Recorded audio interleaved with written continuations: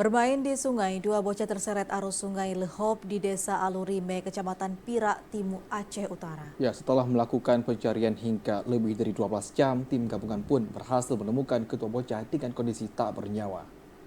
Beginilah rekaman amatir yang diabadikan warga saat pencarian dua bocah yang terseret arus sungai.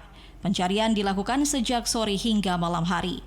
Petugas gabungan SAR dan BPBD dibantu pemuda Pancasila Aceh Utara berhasil menemukan Azmi berusia 13 tahun pada Kamis malam dengan kondisi tak bernyawa.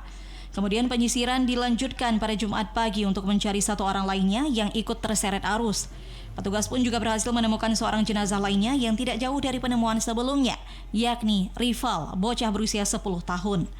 Kedua korban ini telah dipulangkan ke rumah duka untuk disemayamkan.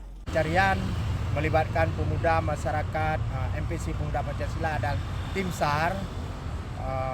Sekian waktu panjang proses pencariannya, tadi malam baru didapatkan satu, pagi satu didapatkan. Kedua korban sudah didapatkan. Yang satu korbannya masih sekolah SD, yang satu lagi masih sekolah SMP. Tim gabungan yang berada di lokasi pun juga mengimbau agar masyarakat memantau anaknya untuk tidak berada di kawasan sungai dikarenakan kondisi arus begitu deras akibat curah hujan yang tinggi di kawasan dataran tinggi Aceh Utara.